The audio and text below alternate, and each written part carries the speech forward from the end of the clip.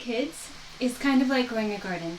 And when you do the right things for both, you can draw out the greatness that's already within. Hi, my name is Kenna, and I help homeschool parents inspire an environment of learning in their home. I'm glad you're here. This morning I was working in my garden. I was actually harvesting peas. I was picking all the peas, and there were green beans, and there were turnips, and there was kale, all these things we were harvesting. And I was also weeding.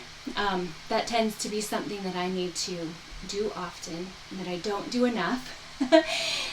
So I was harvesting and weeding, and I was thinking about my garden, and I was thinking about growing a garden and how exciting it is to plant the seeds in the ground and to do the right things, and how if I weeded more, perhaps I would get more peas, or if I had harvested earlier, then some of my peas wouldn't be old and bitter.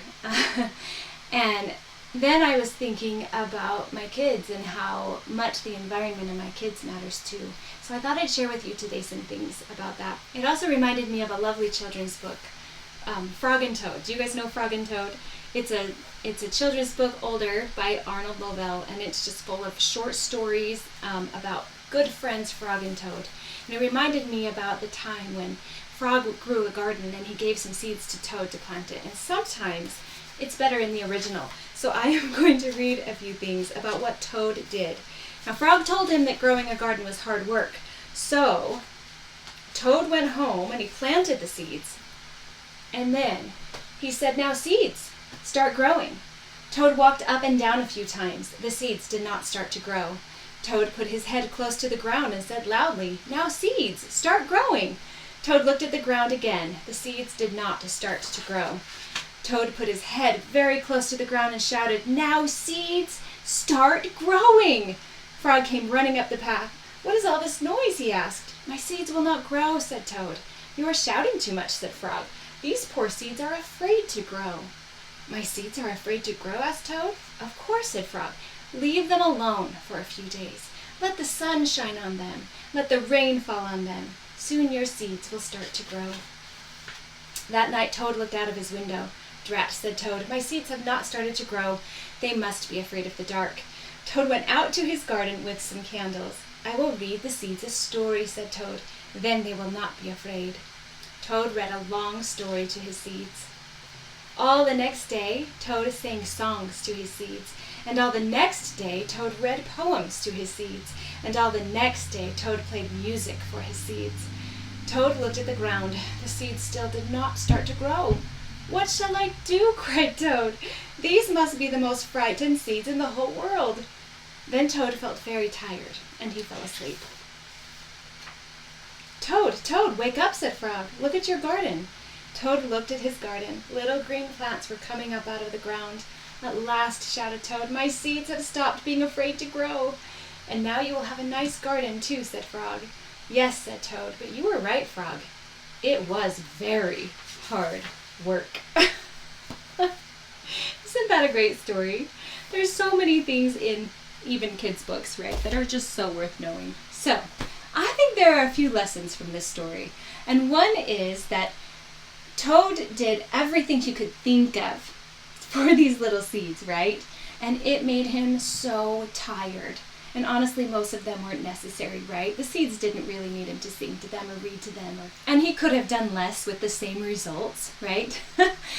But on the other hand, and here's another lesson, right? On the other hand, nothing he did hurt the seeds. And it certainly didn't hurt him to go out and read to them and sing to them. Those things were helping Toad, and they weren't hurting the plants. So to me, that just teaches me that I guess I need to not be afraid to try new things. You don't need to be afraid to try things, and to just tell your kids, "We're going to try this out. I don't know if it's going to work or not, but let's try it. Let's go for it." And in that way, we can try new things and see if they work, while never neglecting the essentials, right? The water, the sun, the time that it takes to grow up. All of those are just principles that are just there, right? That need to be always there. So when we're talking about drawing out the greatness in our kids, I think one of the most important things to do is try, revise, and try again, right? And also learn what you can about children. Learn about learning styles. Learn about personality types. spend time with your kids and get to know them. Learn about childhood development and what might be appropriate for what age. Talk to your kids and include what's interesting to them. And I would love to know what you think. What do you think are the things like sun and water and weeding that are so important when you are raising children?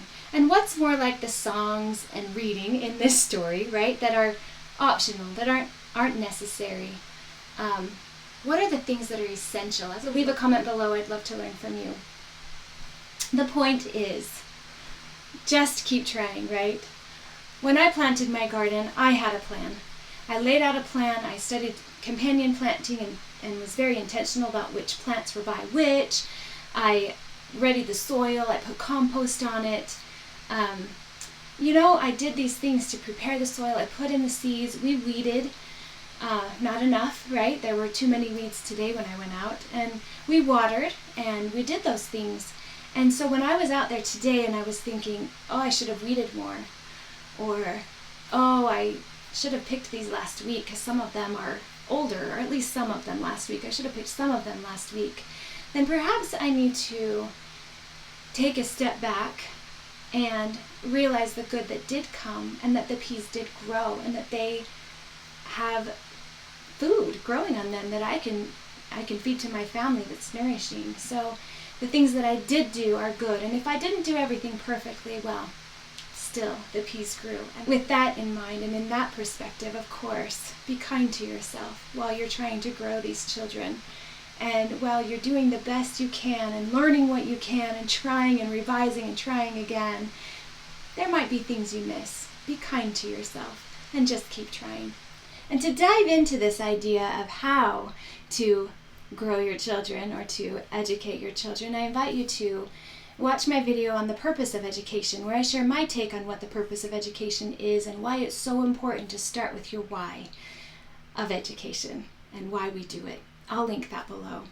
Thanks for watching.